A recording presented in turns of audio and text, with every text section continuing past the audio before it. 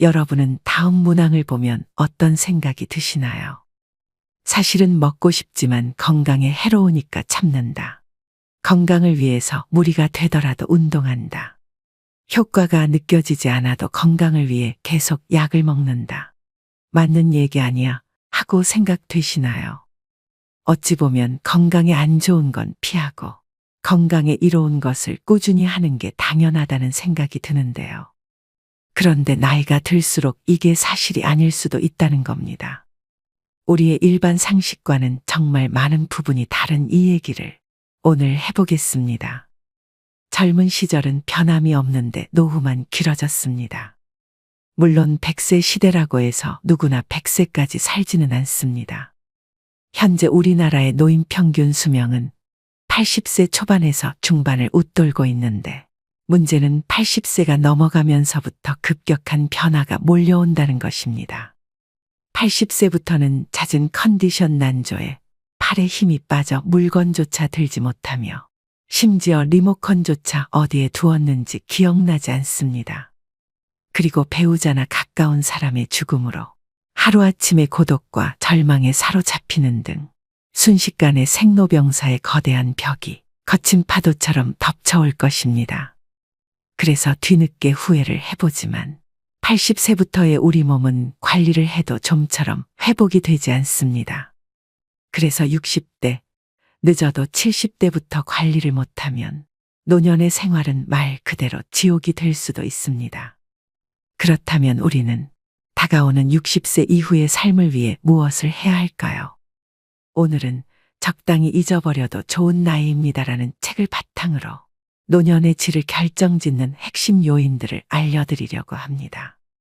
노년의 질을 결정짓는 핵심적인 요인 첫 번째. 다른 사람과의 비교는 불행으로 가는 고속도로다. 퇴직이 얼마 남지 않은 50대에 남과 비교하는 것은 전혀 도움이 안 된다. 동창생 누구는 어디에 20억짜리 집이 있는데 난 뭐하고 살았나.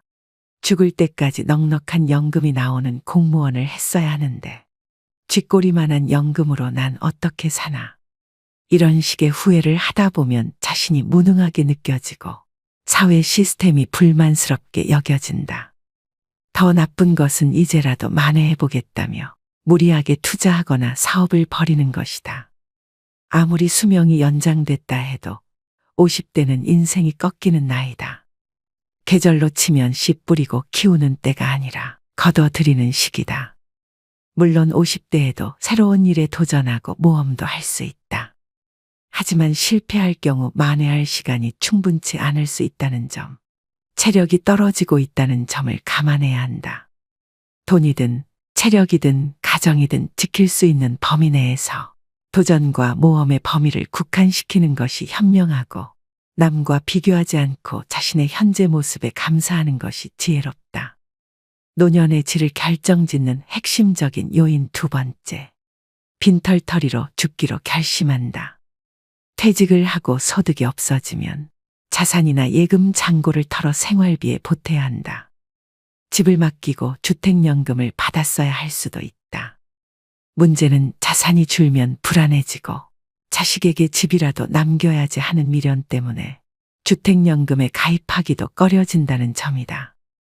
재산을 모두 써버리고 빈털터리로 죽기로 마음먹는다면 우리는 살아있는 내내 적절한 부를 누릴 수 있다. 또 곶감은 빼먹는 것이라며 재산을 남길 생각하지 말고 다 써버릴 생각을 해야 한다. 몇 살까지 살지 모르는데 죽기 전에 재산을 다 써버리면 어떻게 하느냐고 반문할 수도 있다. 하지만 재산을 탕진하라는 것이 아니다. 돈을 남길 욕심을 거두고 검소하게 생활한다면 대부분의 경우 죽을 때까지 먹고 살 수는 있다는 얘기다. 노년의 질을 결정짓는 핵심적인 요인 세 번째. 친구는 없어도 괜찮다. 어떤 사람은 혼자 있는 시간을 견디지 못하고 늘 다른 사람과 연결되어 있기를 원합니다. 하지만 허울뿐인 관계의 마음은 여전히 공허하고 집단 안에 있을수록 오히려 고독을 느끼죠. 그리고 그 고독을 메우기 위해 타인을 더욱 더 갈망하게 됩니다. 하지만 한번 혼자여도 괜찮다고 각오를 다지고 나면 이런 악순환의 고리를 끊을 수 있습니다. 홀로 있는 시간 동안 자기 자신을 찬찬히 되돌아보면 가치관 또한 또렷해집니다. 지금 이대로도 충분하다는 만족감이 생기고 자존감도 높아지죠. 나아가 다른 사람에게 물들지 않는 자신만의 사고 방식이 생기고 남과 다른 특별한 삶이 열리기도 합니다. 남편을 먼저 떠나보내고 혼자 남은 스카코 씨는 고립되어 있지 않았습니다. 단골 레스토랑의 셰프, 헬스클럽의 트레이너, 일을 함께하는 동료 등 다양한 사람과 관계를 이어가고 있었습니다. 마음속을 속속들이 내보일 만큼 깊은 인간관계가 아니라 적당한 거리감을 유지하는 느슨한 관계.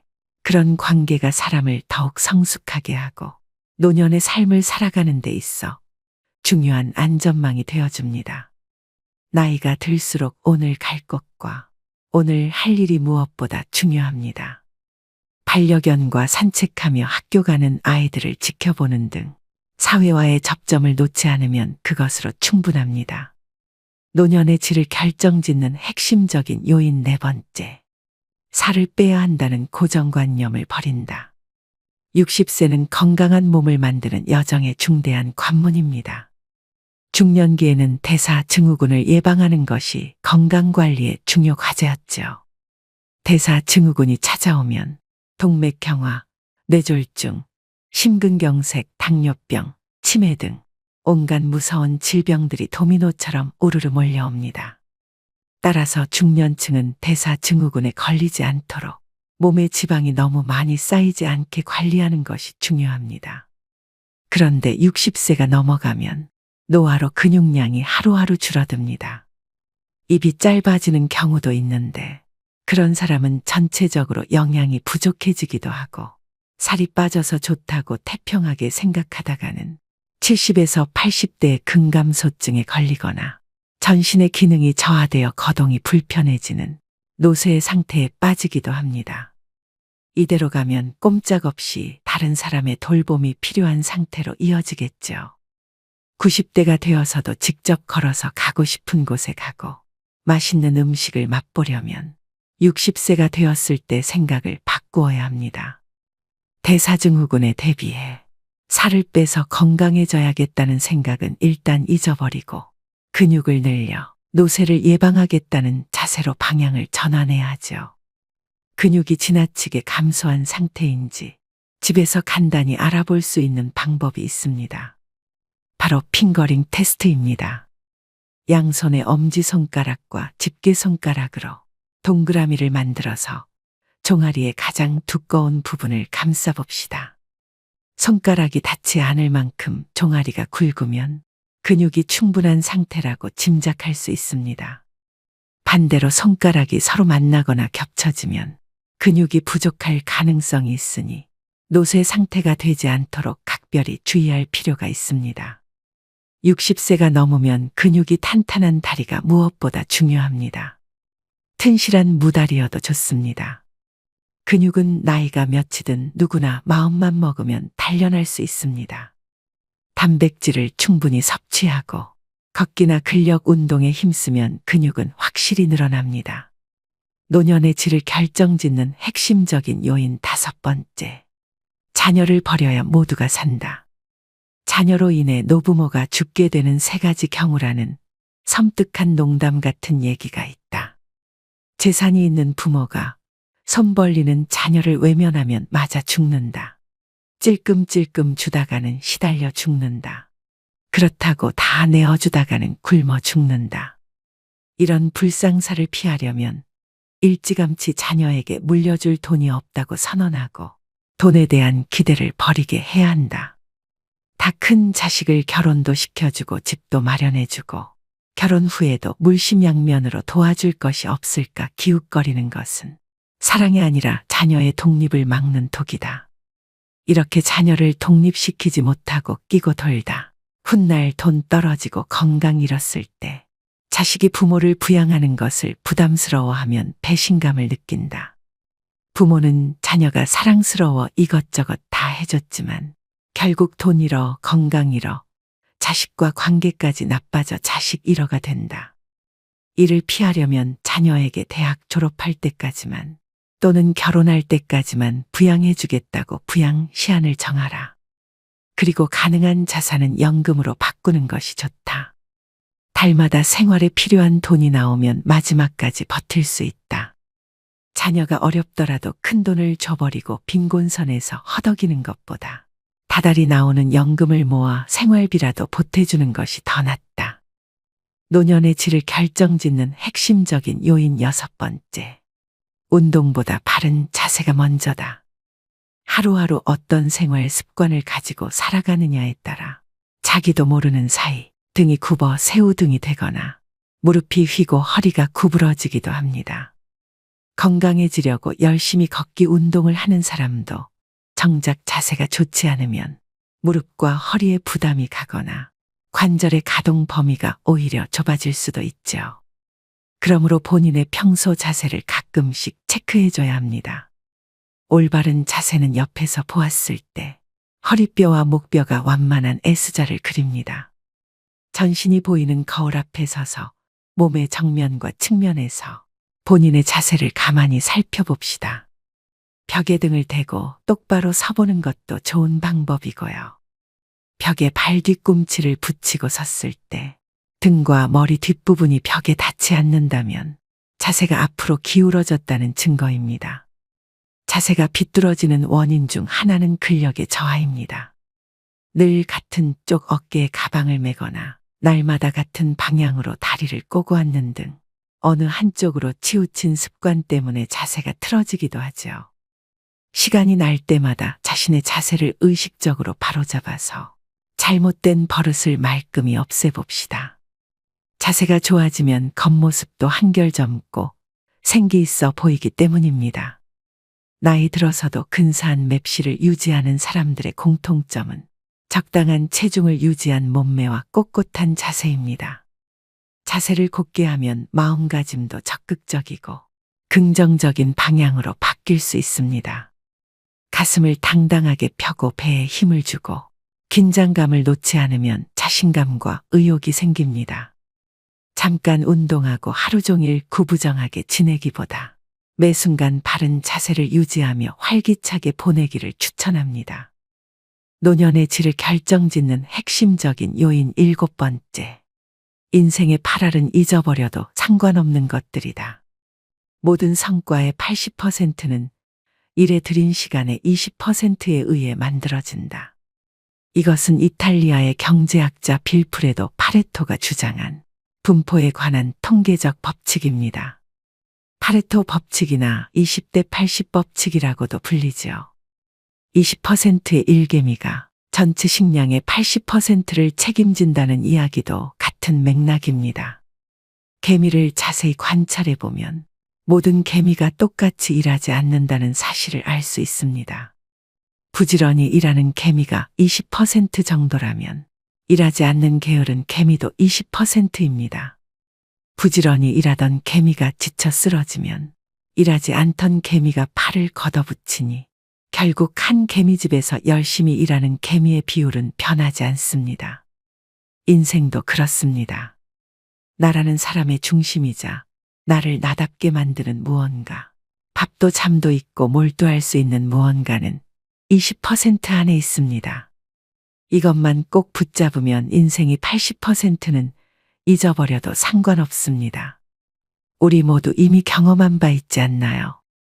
화려한 레스토랑에 가서 식사를 하거나 값비싼 차의 주인이 되는 것, 남부럽지 않는 집에서 사는 것 등은 그리 중요하지 않습니다. 이런 건 잊어버려도 좋은 80%이죠.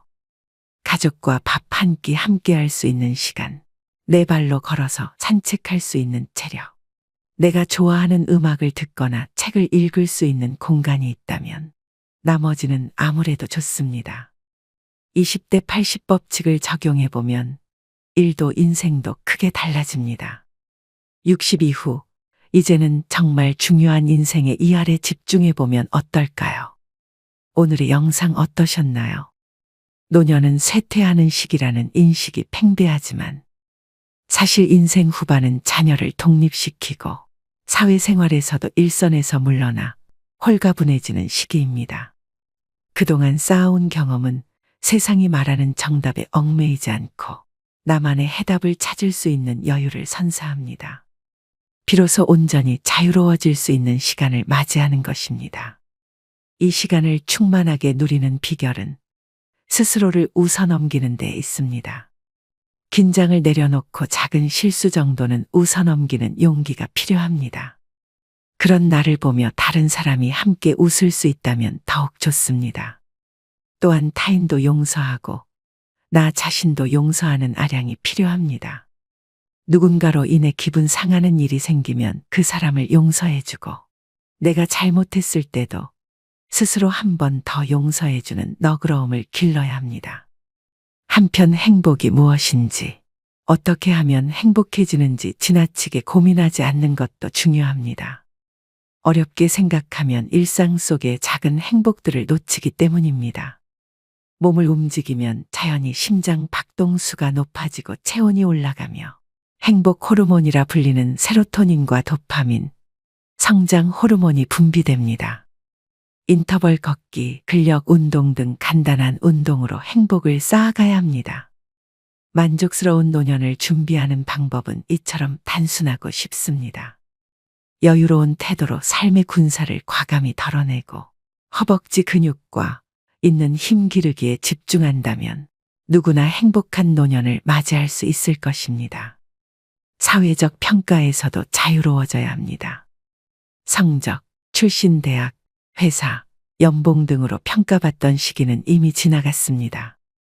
최선을 다해 살아왔다면 그것으로 충분합니다. 외부의 평가나 수많은 고정관념들에 사로잡혀 있으면 본인만 괴로울 뿐입니다. 또한 더 이상 남자다울 필요도 여자다울 필요도 없습니다. 이제는 남녀를 뛰어넘어 본연의 내가 되는 시기입니다. 좋은 사람이 되려고 애쓸 필요도 없습니다. 남에게 좋은 사람이라는 말을 들으려는 노력을 그만두고 스스로에게 솔직하고 충실한 시간을 보내는 데 열중해야 합니다. 100세 시대, 인생의 절반을 넘긴 사람이라면 누구나 그동안 삶의 현장에서 고군분투해온 탓에 몸도 마음도 지쳐 있을 것입니다. 이제 살아가는 방식을 바꿔야 합니다. 세상의 기준, 타인의 평가, 불필요한 의무감과 인간관계는 모두 홀가분하게 잊어버리셔야 됩니다. 자신에게 정말 소중하고 본질적인 것에만 집중하는 지혜로 앞으로의 시간을 채워나가세요. 단단한 허벅지 근육, 그리고 중요하지 않은 것들을 가뿐히 있는 힘이 있다면 다가오는 인생 후반전은 온전히 자유로워질 수 있는 축복의 시간입니다. 마지막으로 좋은 글 읽어드리며 오늘의 영상 마무리하겠습니다. 인생을 행복하게 하는 10가지. 첫 번째, 상쾌한 기분으로 깨어나라. 아이러니하게도 깨어있을 때 행복하려면 잠자리에서 충분한 시간을 보내야 한다는 것을 명심해야 한다. 반드시 충분한 수면을 취하라. 두 번째, 사랑을 찾아라. 당신을 사랑하는 누군가를 곁에 두면 행복감을 되찾을 수 있다. 세 번째, 건강을 유지하라. 인체, 특히 두뇌는 신체적으로 건강할 때 제 기능을 가장 잘 발휘한다. 그저 왕성하게 활동하고 가장 마음에 드는 방법으로 운동하라. 네 번째, 목표를 가져라. 가장 기본적인 목표라도 일단 세우고 나면 그것을 달성하는 데 전념할 수 있을 것이다. 여러 작은 목표를 세우고 각각의 목표 달성에 힘쓰라. 다섯 번째, 보금자리를 꾸며라. 둥지는 안전하고 따뜻하고 보호를 받는다고 느낄 수 있는 곳이다. 집, 침실, 심지어 화장실이라도 긴장을 풀 수 있는 장소를 마련하라. 여섯 번째, 자신의 페이스를 지켜라. 때때로 지나치게 많은 일을 떠맡기 쉽다. 게으름을 옹호하는 것은 아니지만 너무 많은 부담을 지는 일은 가급적 피해야 한다. 일곱 번째, 대접할 계획을 세워라. 어떤 특정한 일을 달성할 때마다 보상으로 자신에게 한턱 내라. 스스로 자신에게 대접하는 법을 익혀서 당장 시작하도록 하라. 8번째, 선물을 주어라. 다른 사람들을 행복하게 하는 것은 자신이 행복해지는 가장 좋은 방법 중 하나이다. 아낌없이 주는 친구가 되면 이자까지 돌아오게 된다.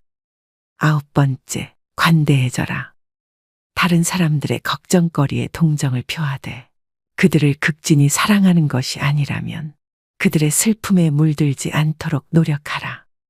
10번째, 놀아라.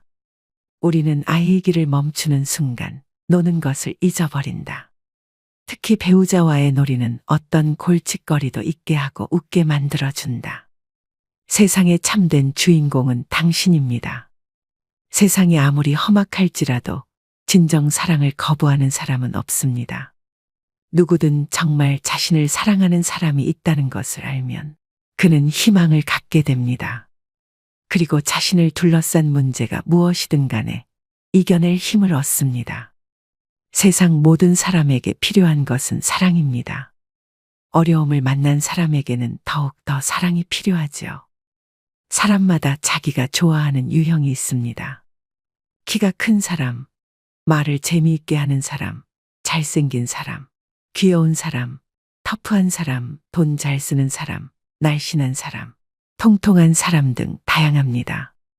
그런데 이 다양한 사람들의 다양한 취향에도 불구하고 모든 사람들이 공통적으로 희망하는 유형이 있습니다. 마음이 넓은 사람과 사랑할 줄 아는 사람입니다.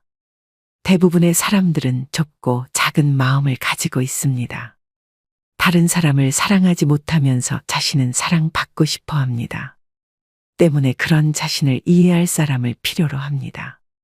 그리고 자신의 마음을 넓히기보다 다른 사람의 마음이 넓기를 기대합니다. 그러나 우리가 사는 이 땅에는 넓은 마음을 가진 사람이 적습니다. 처음 만났을 땐 마음이 넓은 것 같지만 조금 지나면 그도 역시 우리만큼 밖에 안 되는 속 좁은 사람이라는 것을 알게 됩니다. 그러면 우리는 또 다시 마음 넓은 사람을 찾아갑니다. 세상에서 자신보다 넓은 마음을 가진 사람을 만난다는 것은 쉽지 않은 일입니다. 하늘에서 떨어지는 번개를 맞는 것보다 넓은 사람을 만나는 것이 더 어렵습니다. 사랑할 줄 아는 사람, 그는 바보를 천재로 만들 수 있는 사람이고 고장난 세상을 고치는 기술자입니다. 우리가 남들보다 조금 더 사랑할 줄 안다면 우리는 모든 곳에서 환영받는 주인공이 될 수 있습니다.